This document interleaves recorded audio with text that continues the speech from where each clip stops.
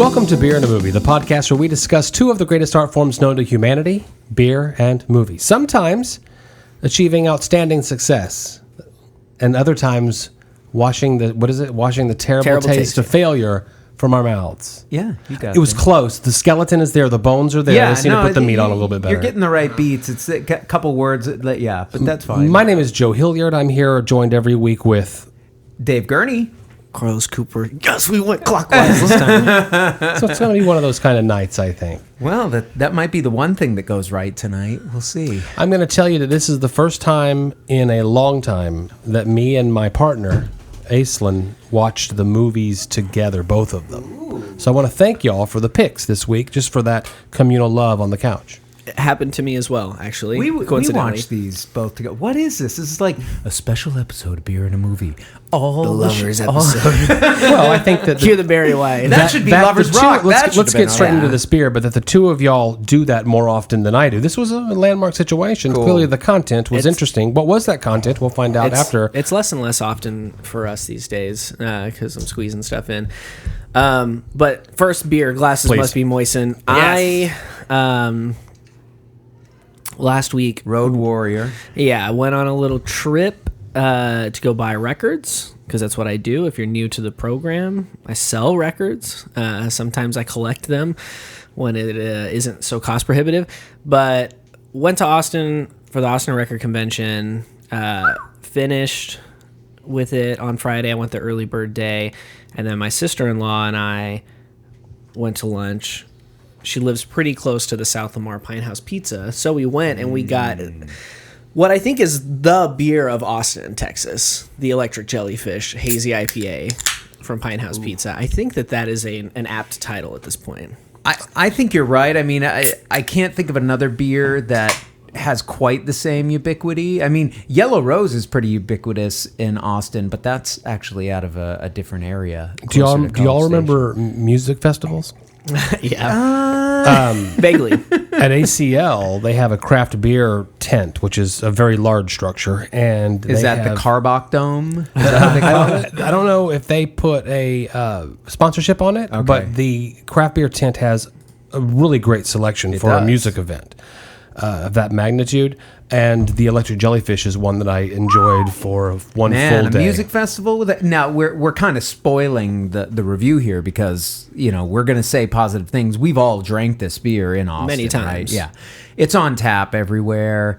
Now it's in cans, which is why Carlos has so graciously brought us some. So we went and I got a beer called Trading Binds. I think BINES. I'm not familiar with that word. Should have looked it up. Yeah. It was a hazy IPA, set a little higher ABV than this one. It's 7%, so about 0.5. This is a 6.5%. And the cans we're drinking were canned exactly a week ago from this recording. So we love the freshness. And I got that one first because I didn't know if I was going to go back for a second, but I knew that I could get this in cans and bring it home. The Trading Binds was good. I think this one's better. Spoiler review.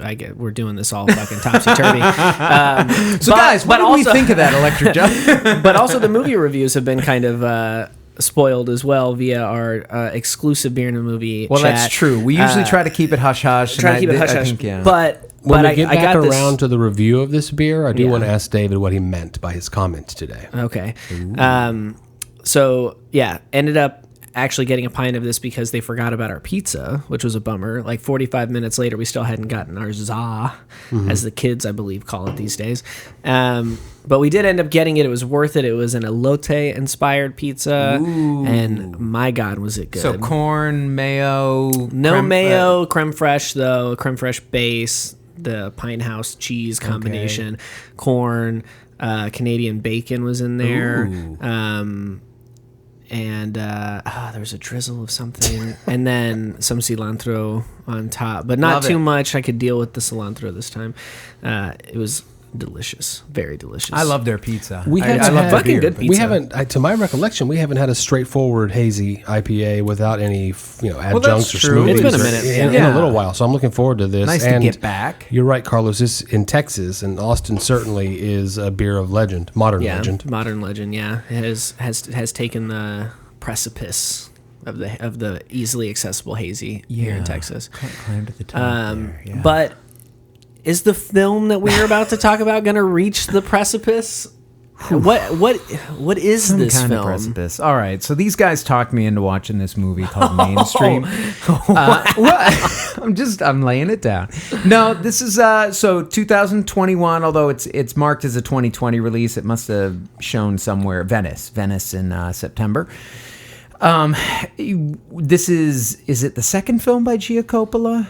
Yeah, she did some other shorts. I knew that she did Palo Alto. Palo Alto is the only other feature. Palo Alto, only other feature, right, has made some other stuff. But granddaughter of Francis Ford Coppola, niece of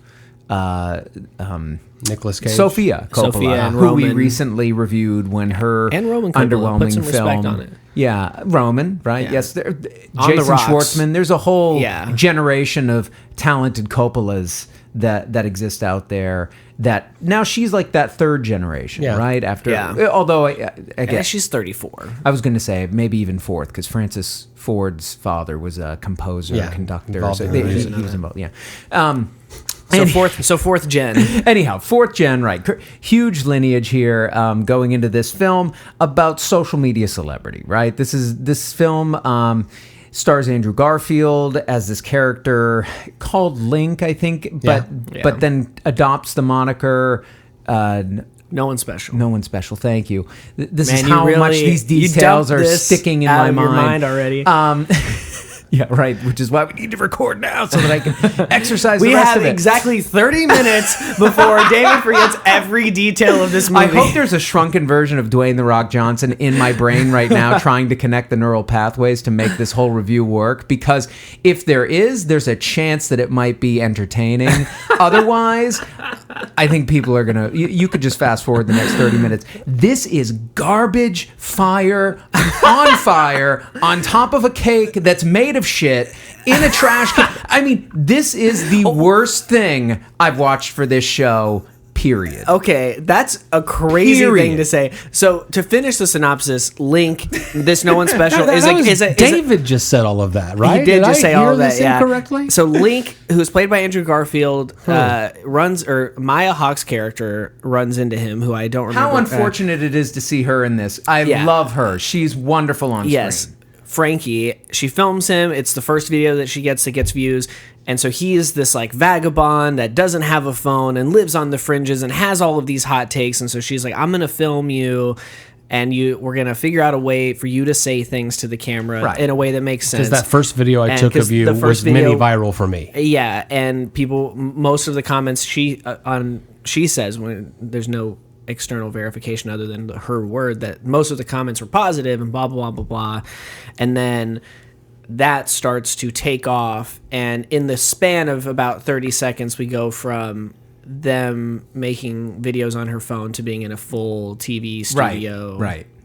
No reason to get into that, but it's Well, because Jason it's- Schwartzman, their slimy agent, got that for them. he did. They're You're not taking paying under attention. they're taking under Jason Schwartzman's wing. He plays a guy named Mark Schwartz. A lot of work done there on the character name. And then, yeah, as one would imagine, the power of celebrity begins to get to Andrew Garfield's head, Link, and about halfway through the film, or maybe a little earlier, but in the early stages of his rise to fame, we realize that he might not be exactly who he has been made out to be. His character's called into question. But yeah, so those are all the mechanisms at work. Plus a love triangle between the two of them and their writer friend. The first half of this movie should have been a game show called Will They Fuck? Because and I'm not as negative about this film, I'll come out and say Okay, straight away, good. as David is. Please but try to make me feel better about that 94 minutes of my life. No. I would never Hey, it dream wasn't of doing $20. that. It wasn't $20, no. So that was good. I would That's never true. dream of trying to convince you that this is a good film, because Okay. it is not. Okay, thank you.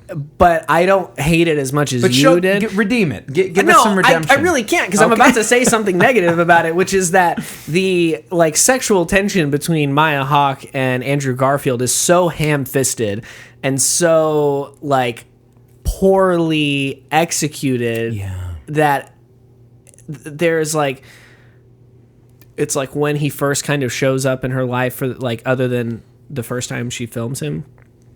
The first time he makes an effort to like find her or whatever, and he gets kicked out of the magic bar that she works at or whatever, and she's like cleaning some blood off his lip, and you get this like moment where they're just looking at each other and it's still, and it's like, oh my god, are they gonna kiss? I don't know, probably. And it's like, Who's?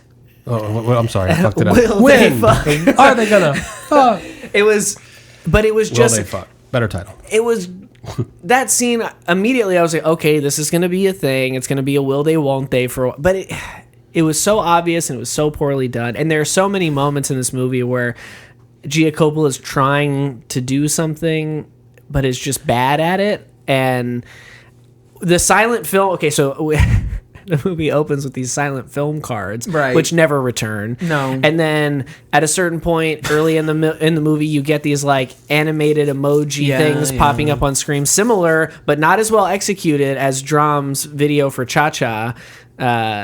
Which I don't know one that. of my millennial listeners out there will Knows know what this. I'm talking All right, about, okay. because it was a fucking moment and a great song.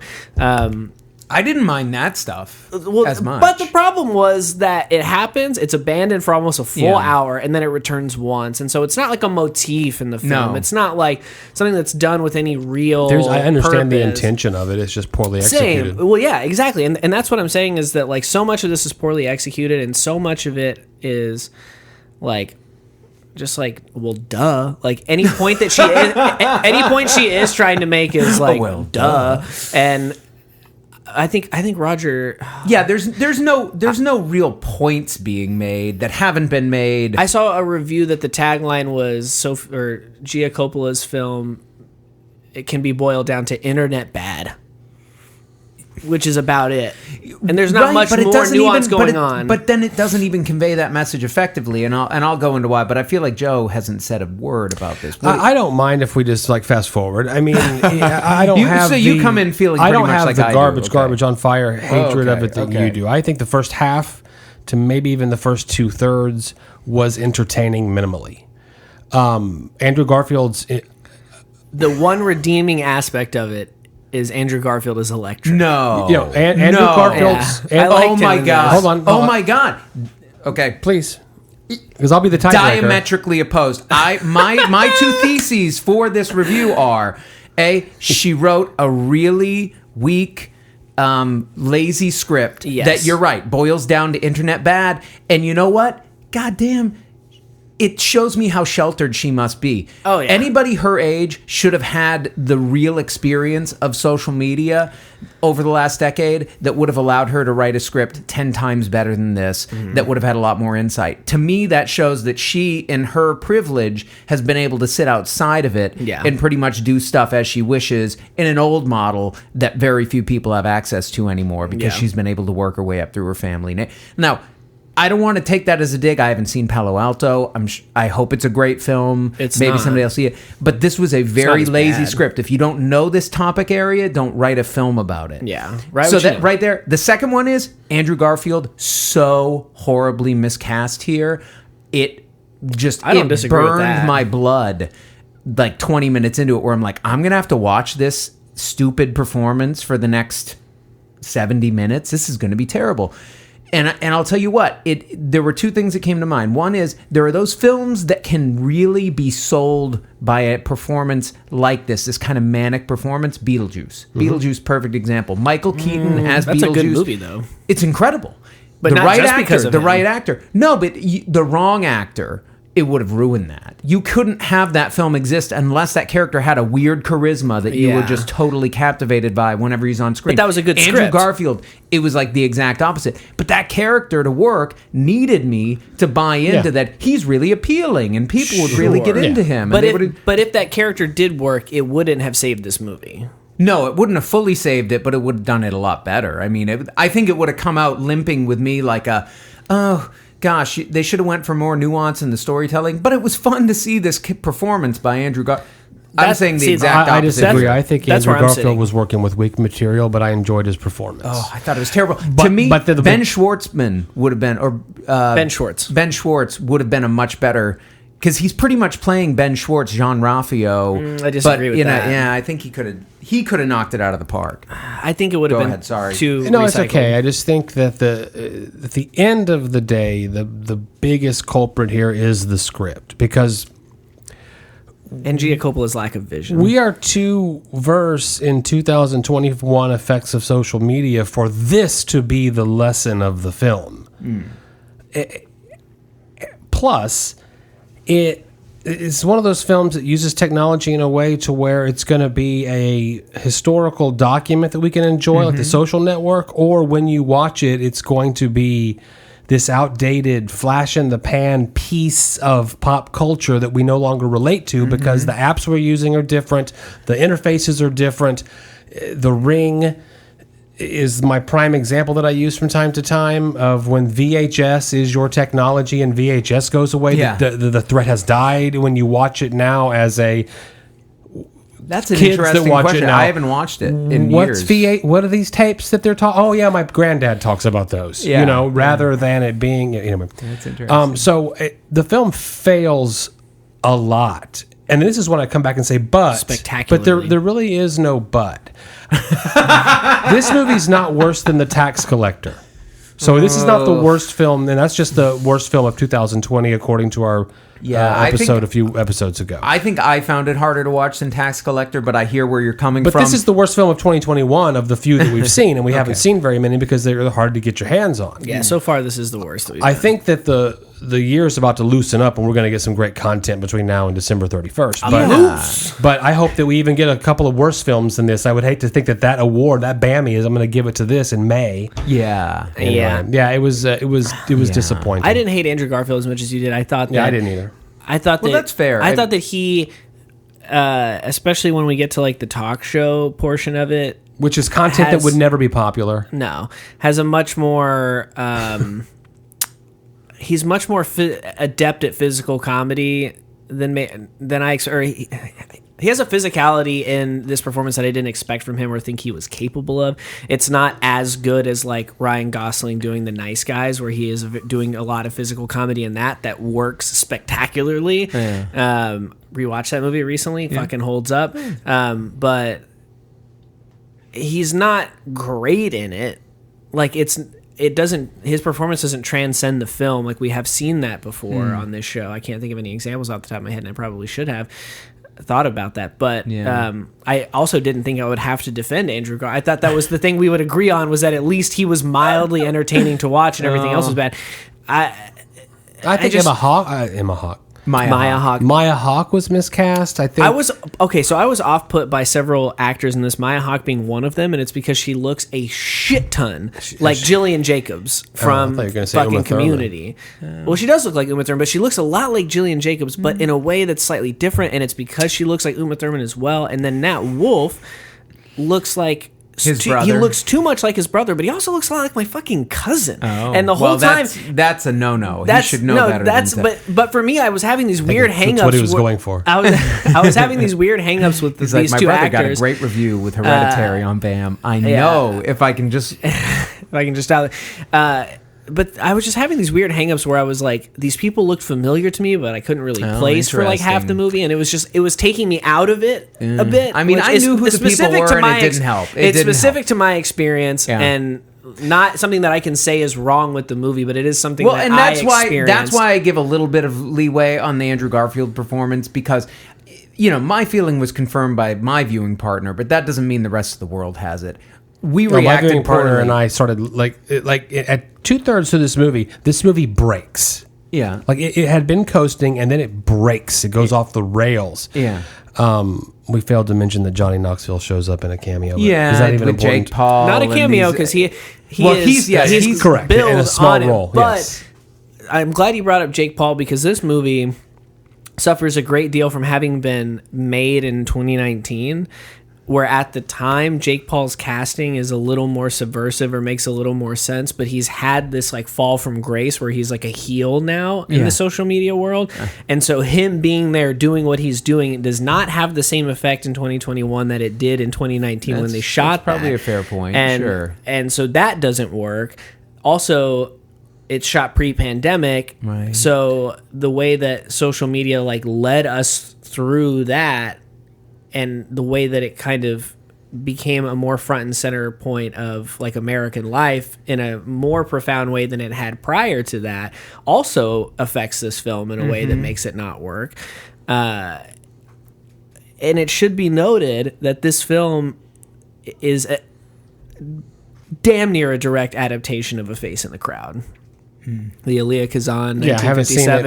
I try almost starring Andy Griffith. I almost watched it today, Andy but Griffith. it I was did 2 hour watch it runtime. today, Oh, yeah? and fuck, it's so similar. Okay. I'm gonna go back and watch that. So fucking similar. The fact that Gia Coppola got away with being able to make this movie without securing rights to A Face in the Crowd and referring to this as an adaptation or like a modern retelling or something like that, because there's so many of the same beats. There's so many of the same plot points. Like you have similar characters that do similar things. You even down to the fact that the like demagogue that is created in these characters is a philanderer, and like the person who the woman who created their success is being told that they're at the center of their romantic life, but really they're off doing other things, and they have to have this like kind of well, now we're just in a business agreement together. I mean, there's just so much that's similar about it that it's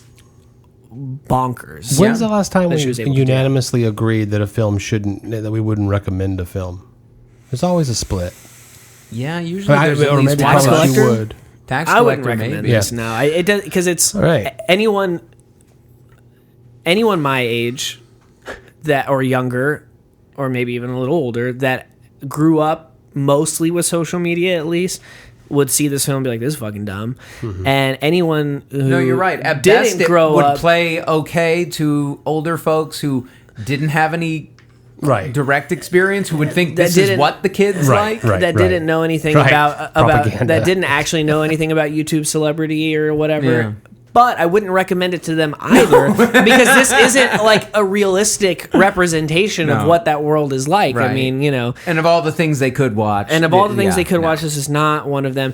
Now, one thing that struck me during this, especially during the Rise to Fame montage that's scored by that Grimes song, I believe. Yeah, yeah. Which in and of itself is like, okay, interesting choice. Well, But Grimes has gotten more charged in the last year, so not for her music though. But no, but that's what I'm saying. Yeah, like I think that's less, what makes it interesting. less controversial when it was probably made than Yeah. now it would be. Yeah, yeah, but exactly, yet another example of the time it took between Yeah. really, whatever. But I was watching it and I was like, Gia Coppola's a pretty good music video director. There are a lot of sequences in this film that are like music videos. And I was like, oh, she's good at this part of it. Like the pixelated thing and like the way that was all playing out or whatever. I was like, this is visually interesting. It's not doing much for the film itself, but interesting, just not from effective. a pure vapid aesthetic point of view, it's like, oh, this is kind of cool. Yeah. And then I went to her Wikipedia and sure as fuck, music video director. That's all she's done since Palo Alto. It's Yeah. like a half a dozen music videos. One of them being for Blood Orange, who did the music for this movie, which is not bad. There is some good music. Yeah, Okay, when you look, I'm redemption. Hey, there we go. redemption. I got him. It's true that there were some good songs in here. So. Okay, so can we move on to the beer? I think I think this is exhausted. I say yeah. we might as well. Today, David committed a sin amongst the inner workings of the show. We do have a 3-person chat that we fart around on all day. Go ahead. No, keep going. David today came out with this declarative sentence when we selected Electric Jellyfish today. Carlos's one-word answer was perfect spoilers, and then my sad face emoji. I think 2 votes against Your this. sad face emoji came hurling from your nostrils as you wept, and it was like the snot. Yeah, it was the snot coming out as you wept. Yeah. David, please Yeah. start off the beer discussion telling us now in the proper forum what you were trying to say, because I didn't even understand what you said. Oh, I don't know. I think all I was trying to say is that at least the beer was going to be good to help us wash the terrible taste of failure from our mouths. Okay, He you were basically said we had terribleness to wash away. I understand now. Yeah. Okay, I thought we were getting into a situation where you came in playing the card of you're not a fan of this beer. No, quite the opposite. Quite the opposite. Yeah. Okay, I read it too quickly. Oh, okay. Yeah, he was saying we have a good beer to wash the shit taste of this movie out. Yeah. Which apparently wasn't a shit taste. It was a shit taste on top of a crap cake on top of a landfill. Covered in flies. Yeah. Can you overcome that with a And beer maggots. like this? My answer is yes. It has been a lot more fun drinking this beer and talking about this movie with you guys than I it had was fun listening to your take on the film, David. sitting on my couch watching it for the 94 minutes. This is a solid beer. I mean, it has been for years. We talked about it as we were opening it and pouring it. It's, available all over Austin, Texas. If you're ever in the state, if you're ever in Austin, avail yourself of this option. It is one that you will not regret. It's, at this point, I guess, an OG hazy, but man, it stands up, right? Yeah, it's been around for, when did this one start? Like 2016 or Sounds something? right. Somewhere 5 around years, there, I yeah, think. something like that. They've been making it, and they've done a lot of variations on the haze over the years. The first time They're always changing. I mean, always. They have like 20, 30 beers on tap at a time when you're like of their house I think beers. of their house beers. I feel like it was closer to like 15 maybe, but Yeah, okay. but it is up there. An in incredible that, number. And yeah, it's a lot, and lots of different styles and stuff too. Yeah, the first time that I went to Pint House to like the brewery / restaurant / whatever, it was serendipitously on a release day. Yeah. And they were doing this Island Kitty hazy IPA that had like pineapple and coconut. I love the and name, shit like yeah. that. It was very, very good. And actually, I got the electric jellyfish because I had always heard such great things about it, and I was like, oh, I'll have it on tap. Mm-hmm.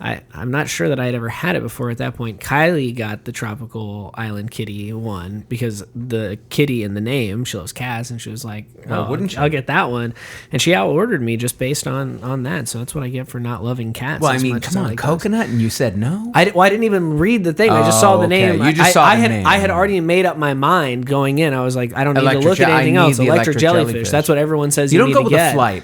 If I'm at a place that has like 15, 20 of their beers on tap, I have to go with a flight. I'm a flight man too, and then I'm reading articles from time to time about how it's puss to go get a flight. And I'm like, no, Who said that? I'm No a puss then, way, because man. I'd I rather usually- try 4 or 5 things than 6, maybe. I believe Maybe by 2 flights, 8. I was going to say Pine House. I usually do 2 flights. Is that solo or you? No, that's with my lovely wife, who will Yes. share them with me. Yes.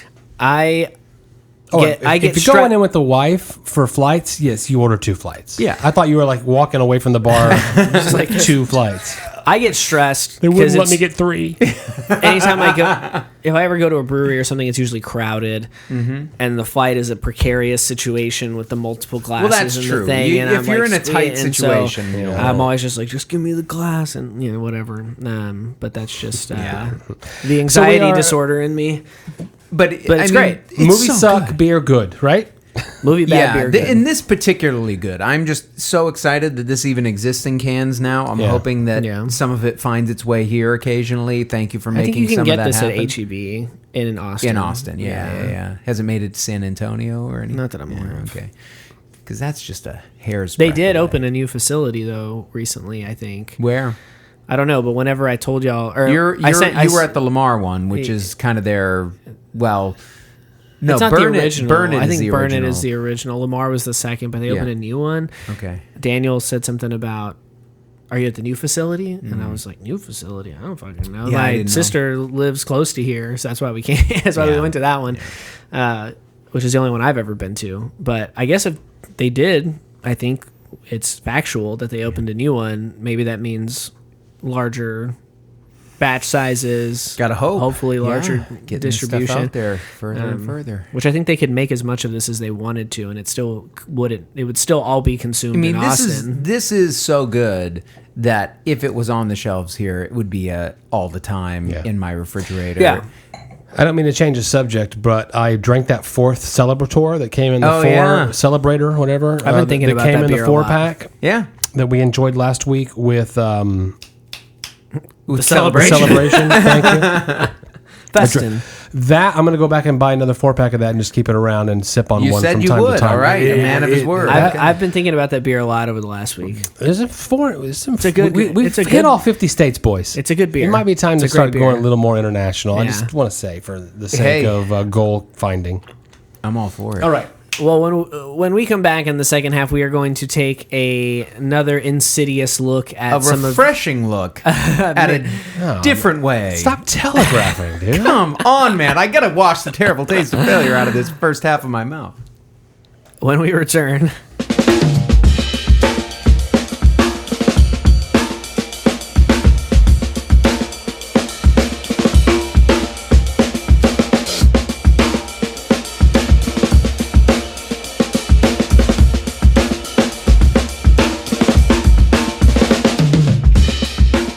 And we're back.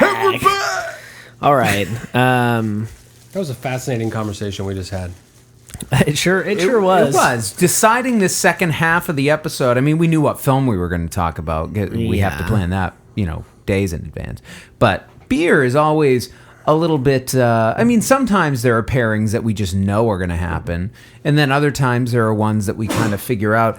But oftentimes we'll come here and we'll have a few options and we'll be talking about them. And we were kind of, weighing the pros and cons of each. And I'm not going to give away what that other one is because for our subscribers on Patreon, you're going You to find definitely out wanna show up. anyway. Find out. But what we ended up going with actually is we thought the second half, let's revisit the same style as the first because essentially that's what we're doing with the film. We are revisiting this idea of a film taking on the topic of social media, what it does to folks, the sort of celebrity aspect of it, but then also, how it impacts people's lives. So we're doing that with this other film. Let's look at the Hazy IPA again, right alongside it. And this time, a Hazy IPA coming out of partially Texas. So we still have the Texas connection, but also in collaboration with a brewing project.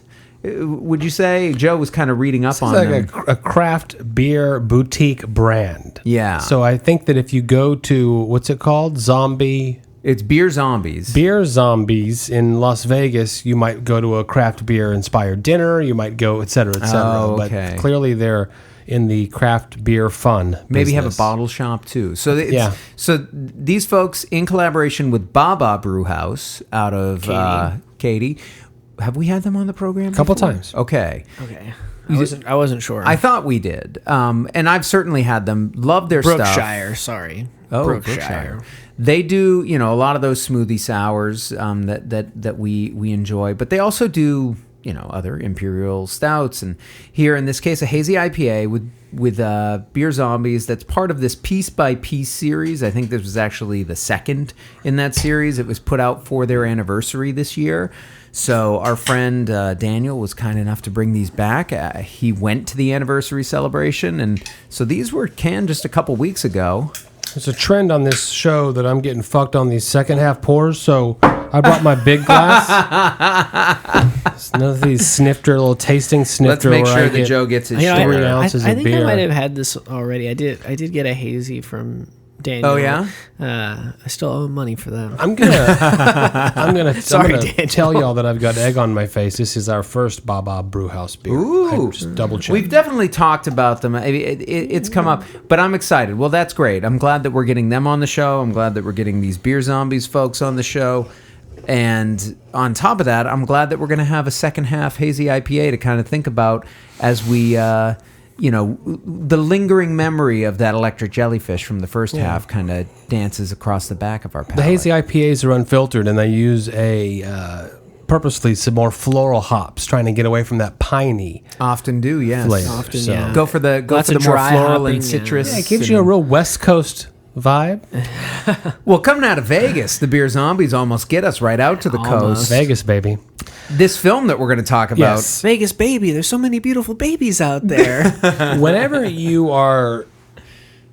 have a new release that is on the topic of social media and some of the dangers and ills that you might, that you can encounter if it's used incorrectly, that's where our brainstorm went.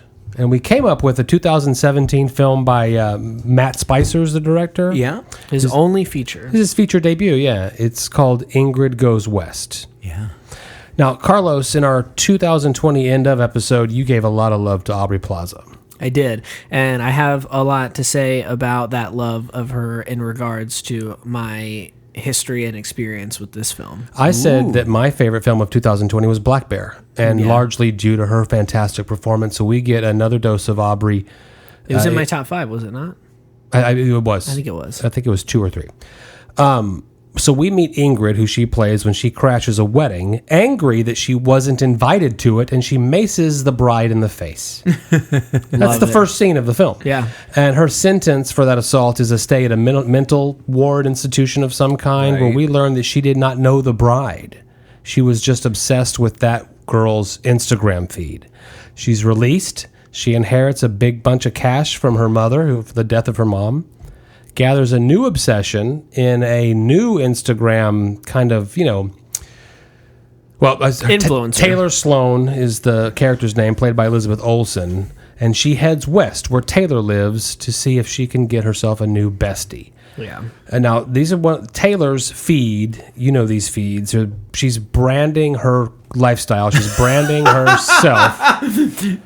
This is one of the times I wish we had a video podcast, just because Carlos is making some pretty good facial expressions. Well, I'm just saying that these are it's a very common practice these days. Yeah. No, you have a lot of lifestyle the things she blogger, eats. influencers on Instagram, yeah. The things she buys, her vacation house, it's all on her feed. Now, the downside of showing that to everyone is that when you tell people that you eat at a restaurant from time to time, and someone wants to find you, Ingrid can find you, and she tries to create some meet-cute moments with Taylor, eventually stealing her dog and returning it so she can get an invite to dinner. The masterstroke. And then they become, besties for the moment.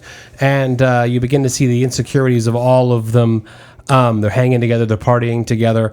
And I have to mention, before I throw it to one of you guys to see if this executes a better kind of message and tone than the first film, is how about O'Shea Jackson Jr. as her landlord.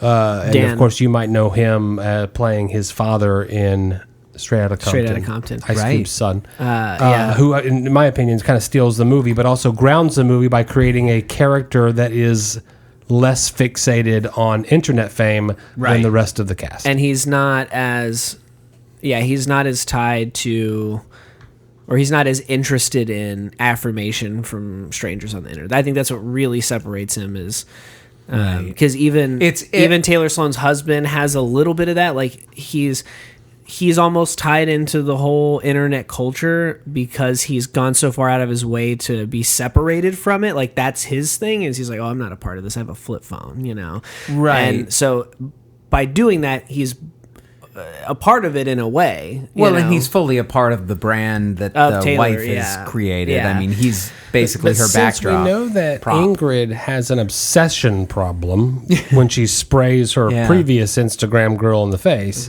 We know that this may go into territory as they kind of all get to know one another, that they're not going to be BFFs.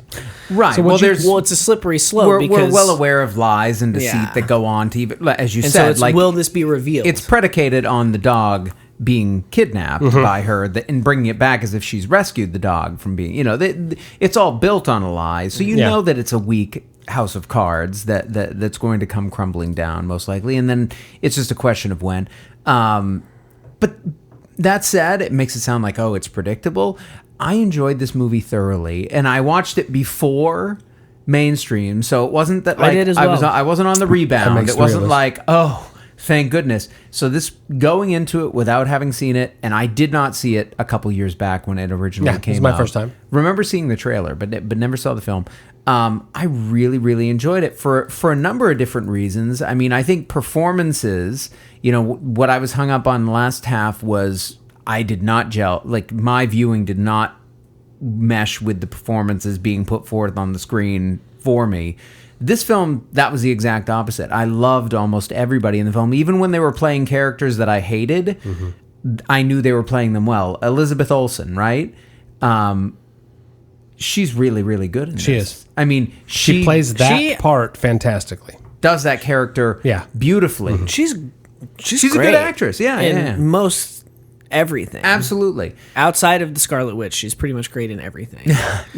And even that has its moments. It has its moments, but she really goes in and out of that accent Yeah. with reckless abandon in a way Yeah. that I can't quite endorse. Yeah. But everything else I've seen her in, I think she's great. Yeah. And Aubrey Plaza, I think always I like her. I mean, I've liked her since Parks and Rec. I've Yeah. gained probably just more, esteem for her, having seen her stretch out in some of these roles in some of the films, Black Bear prime among them. So can I talk about her a little bit right now? Or Well, let me just and then we can go back because I don't want to lose sight of. Oh my gosh! Now I'm going to lose sight. O'Shea Jackson Jr. I do think he did an outstanding job in there as Dan Pinto. Which one of the things I love about this film is it makes an annoying, aspiring screenwriter the voice of reason in the film that is somehow like, you know what I mean? Like everybody else is obsessed with chasing internet fame. He's obsessed with the old school version of chasing Hollywood fame. Correct. And he can get involved because of that connection. But he, like I said, he's the grounding element. However, and used, I think, correctly comedically, he's obsessed with Batman. And they don't fuck it up, in my opinion, by overusing that joke. I don't think it's so either. played very well. You had something to say about Aubrey. I and do, you but also- I'm going to finish off this O'Shea Jackson Jr. thing. Okay. Because what a perfectly written character. I mean, this character was written by somebody who understands Batman fandom in a very intimate way. Probably has written their own Batman script, right? Respect. The fact that he is obsessed with specifically the Joel Schumacher films is hysterical. I thought you would enjoy It's so that, fucking funny. It makes me so angry, but but it's a fun character quirk. It and is a it's fun no- character quirk, but at the same time, I'm like, fuck you. But then doesn't it it's make you triggering. intrigued? Like, I want to know No, what it his does. It script does. is. I would, especially because his script has Catwoman in it, who I think has been done well in film so far, but hasn't quite. They haven't quite got it yet. Yeah. I am very interested, and also.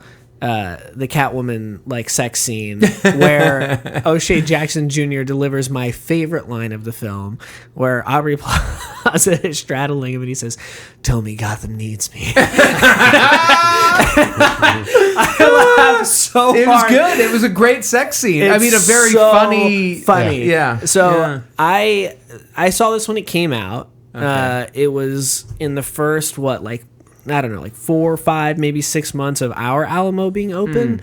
It came out, and because it was distributed by Neon, they're pushing it super hard. They have like an Ingrid Goes West menu, and all that kind of thing. And so I was like, oh, I've got to see this, like Aubrey Plaza and something that's not Parks and Rec, you know? And the Neon shows at Alamo are traditionally very exceptional. Yeah. Even if the movie's not great. Yeah, I mean, they have put like a good show on. they've got a whole like theme going on Yeah. and stuff, and so it was, and so I watched the movie in the theater, and I, we'll talk about how I felt / feel about it, but one thing that I did not feel about it upon my initial viewing of it was that, oh my God, Aubrey Plaza is amazing. Right. Like that wasn't a thought that I had at the time. Huh. And I think that it's because this character being kind of awkward and like, whatever, wasn't immensely far removed from April Ludgate in Parks and Rec. Right. It was different in a lot of ways, but she was still kind of monotone and kind of weird and off kilter the way April Ludgate is. But again, in a different way. So I didn't think she was like rehashing that character, but it wasn't a far cry from what I'd seen her do before. So I didn't leave thinking, Aubrey Plaza, what an actress, what a master of the craft, whatever. I was like, oh, this movie and, blah, blah, blah, blah.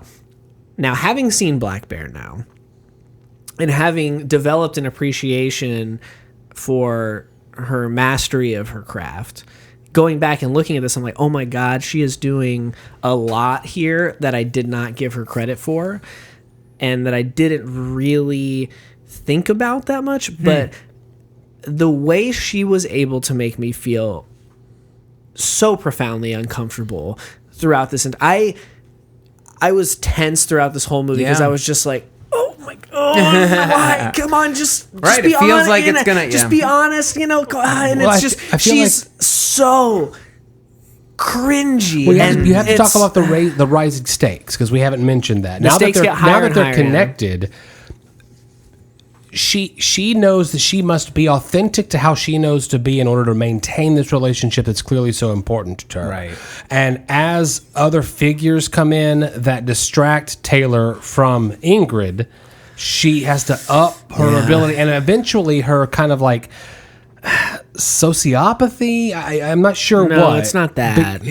Whatever it is begins to She unravel feels a lot. Yeah, and she's discovered, and by the way, there's also a brother of Taylor Who that guy's really good in this role. Magnificent. who comes in, sniffs out the whole thing, and goes straight to her and tries to extort her for not revealing the plan because he has seen her phone. So we've seen him before. He was in Velvet Buzzsaw, but he was also in What's the man's name? Billy Magnuson is his name. He was also in The Big Short, which I didn't see, but was Oscar nominated. He was also in Bridge of Spies, which I didn't see, which was Oscar nominated. He was Rapunzel's prince in Into the Woods.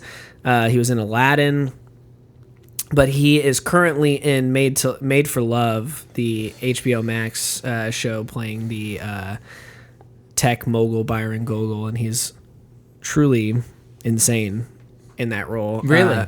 I mean, he is just so unnerving and cringy, but this guy is I hate him because he's a beautiful man and like fucking shredded and blonde, like perfect specimen of a human being, and like, oh, and you're a good actor too, fuck you. But he's so good in everything like that I've seen him in so far. Funny. And he was another one that I didn't appreciate the first go around. I think the first time I watched this movie I was so kind of fixated on like what are they saying? Yeah. Like what is the point that they're trying, because it kind of goes back and forth in a lot of ways. Yeah. Like, I mean, it ends on Ingrid, spoiler alerts, but the whole movie culminates in like the dissolution of her relationship with Taylor, because Taylor finds out that she's this absolutely insane person that has manipulated her every step of the way and has completely lied.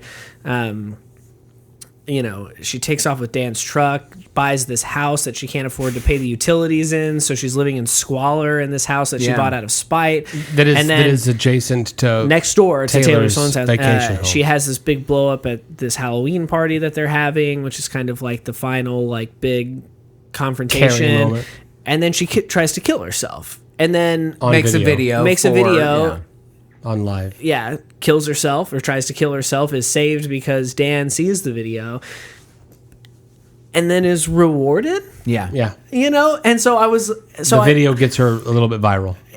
Very viral. It seems, yes, right. Yeah, When from the what film ends, the it film seems tells like she's us, become the influencer. And so when I initially saw this, and still a little bit now, I was like, what is this? What is this trying to tell us? But I think that it's a film that is examining all of these things and is asking a lot of questions, but at the same time, unlike mainstream, does not attempt to provide us concrete answers. And I think that's where it works. Yeah, I agree. I think it's certainly not a rosy picture of what's going on in internet culture. It is. Through It's social media. critical. Yeah. It has some critical stuff, but it's also critical of those who try to avoid it, right? The husband character, Yeah. and this idea that like, him trying to be apart from her, even like I said, He's Dan, complicit in their bullshit. He is. Yeah. He is. And even Dan, who's like kind of outside it, he's the one who ultimately is the one monitoring and seeing that that Ingrid has posted the video. It gets her famous at the end by sharing it and you know what I mean? Like, Well, no, she shared it. right, but I mean, like, he rescues her and He like, saves her helps life, be yeah. part of the whole. I don't know. So he's involved in Yeah. it too. It's like there's no like out from it. It's more trying to get you to think about like what does it do in terms of distorting the people's lives and the way that they live them and what it is that motivates them. And like her at her core, as the film begins, seems to be this character who just was robbed of a life of her own, and that's all kind of hinted at, right? She had this mother Yeah. who died in the home, and she was clearly doing some sort of caretaking duties with the mother, though it's not clear how long. They never get into specifics with it too much. But clearly was in a profound way. Yeah, and it seems like was no. I don't know if that backstory is important to show that Ingrid is fractured. I think the idea is that you've got novices trying to become celebrities and novices that are admiring them. And that, I mean, the film puts out all kinds of interesting thought, and that is that, I mean, everything's a lie. Taylor's lying, the husband's lying. Yeah. I mean, it's all artifice. It's the carefully manicured and curated feed to show that you have the best avocado toast. I mean, it's all It's all You go to all the best places. Yeah, it's an exposure of the nonsense, but it's also exposure of the vapid culture that follows along. And Ingrid smiles for the first time when she gets a like from Taylor for a post that she made on one of Taylor's posts. I thought all of that was vibrant and real. Yeah. As opposed to mainstream, which was trying to do the Joker. Well, mainstream didn't even show the catching on. It just implied that this is big. People love this. Yeah. It had no way of showing that. It went from Here we 0 to actually 100. saw Here we see people narcissism, engaging obsession. in it. We see Ingrid is the audience for it. And an ultimate dysfunctional relationship between these influencers and their audience. It's a film that focuses equally on the creator and the consumer in a meaningful way of like the dynamic and the back and forth of social media, whereas mainstream was just like, they're really big now, and went from like nominal success to like mega stardom in the snap of like all of 30 seconds, which is doable, but I don't think that it is in an effective way, really. I mean, I guess it depends on what you're trying to get at, but for what mainstream was trying to get at, Double it was not Rainbow effective. Guy's second video would have been very, very viewed. I can't help you if you can't make content. Sure. But also, I should have mentioned this when we were talking about the sex scene earlier, but the fact that like once it starts happening, there's the squad goals painting over it. Cracked me up too. Which is her buying a ridiculously inflated piece of art from Taylor's husband. I mean, $1,200 is not a lot for an original piece of art. It is when you tell when you tell your customer that it's very, very popular, and then they later learn that no, you were the first sale we ever made. There's no value in that. The artist didn't say that it was popular. Anyway. But, I liked all those plot the art twists. dealer did. The art dealer did. Which is the job of the art dealer. Like it is. Did her job well, I would say. It is, and they live a pretty life, and it's all, I don't know. But they fucking hate each other, and they seem to, and but then again, he basically says as much to Ingrid, and yet he's still because he likes the life it's afforded him. Well, that's it. He doesn't have to work. I mean, but that's what I mean. Like, it's a beautiful they're enough partnered, life, and it's not time to unpartner those two. They're not going to consciously. They're not going to consciously yet. Man. Anyway, this is the realm that they're in. I mean, Sorry. Yeah, it was I enjoyed watching this movie. It was. I've recommended this movie. A lot of it, as Carlos said, is kind of it verges on that tough to watch kind of thing, because a lot of it is operating in that space where it's like, ooh, that flimsy lie, it's going to be seen. But for a while it rolls, and then eventually it crumbles down. I thought it was well done. I realized how good it was rewatching it. Like good. I remembered, because I did really like it the first time I saw it. I remembered how really good it was, and then I also remembered why I hadn't watched it again, because I was profoundly uncomfortable, and I kept looking at Kylie when things were happening and was like looking for her reactions, like, are you as uncomfortable by this as I am? Like, and she's just like chilling, and she's just like yeah, this is a regular Tuesday afternoon for she's just watching. But I can see through a phony, Carlos. It's just you're too easily lured in. You think that these people are real. But I mean, literally every single beat, like her going to the restaurant and Taylor had been there an hour earlier, and the waiter finding out her lie, her going to her stumbling upon a boutique that Taylor was in and walking in there and trying to act cool and almost stealing a magazine, and then her taking all those pictures of the bathroom, and then her borrowing Dan's truck, and then being gone for way fucking longer than he expected, and then scraping it along a guardrail. It's like he's texting her and just text him back, man. Just text him back and be like, "Oh, sorry." No. She was right. She was right to not text him back. She was playing Dan from the very beginning. But at least if you text him back, you're probably not getting the cops called on you.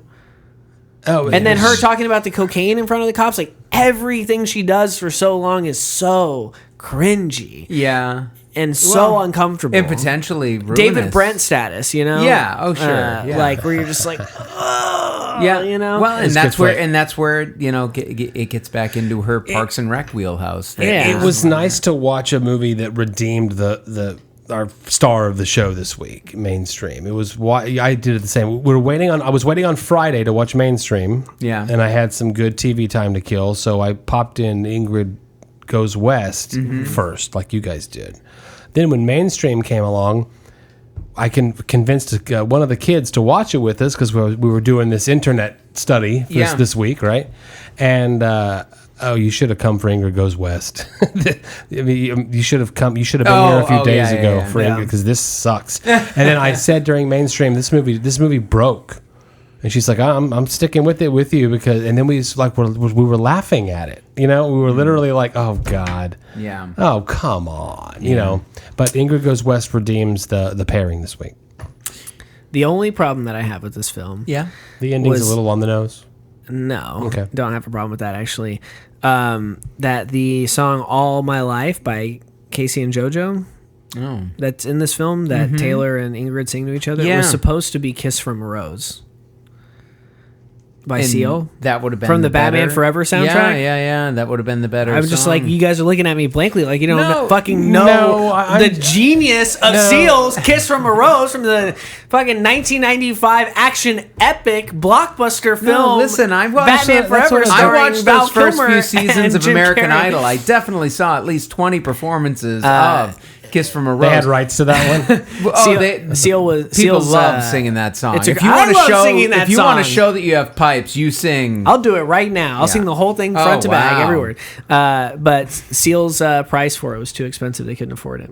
I mean, the movie only grossed $3 million, so it's we're not Seal talking. got an advance copy of the script and saw all those Batman references and knew he had him over the barrel. Little did he know that They're they gonna were have to pay. that they so were broke. Ingrid Goes West, good. Mainstream, absolutely. bad. Electric Jellyfish, good. Good. How are we with this? Our introduction to Baba Brewhouse. I mean, a brewery that I know all three of us really enjoy off mic. It's funny that our introduction to Baba is not juice.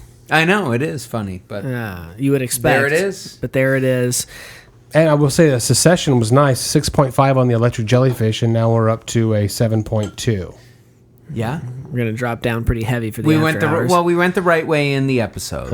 We can tail off That's later. true. That's All true. right, so got two hazies right next to each other. It's going to be difficult not to compare them to each other.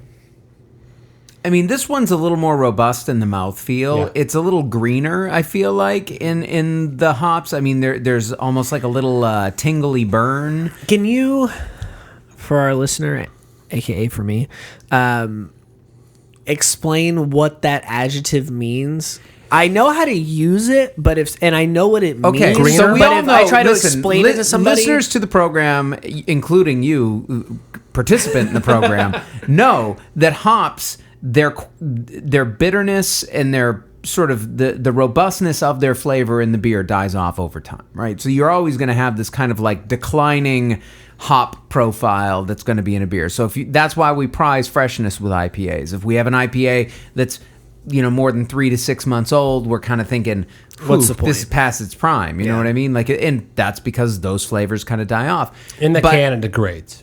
yeah. gotcha. But then there are some beers that are so powerfully hopped that you get them when they're fresh and it's almost too much.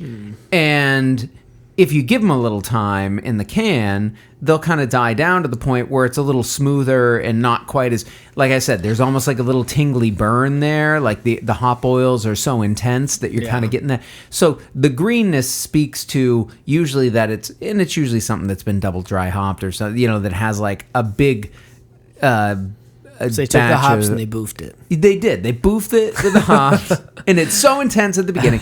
And so anyway, there are beers that you taste and you're kind of like, oh, this one could hold on for a little while, and I'd have a pint of this next week, and it's probably better.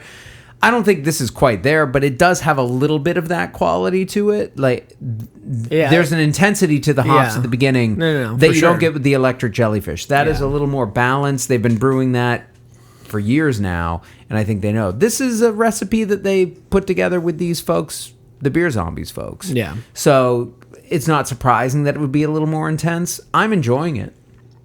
I'm enjoying it very much too.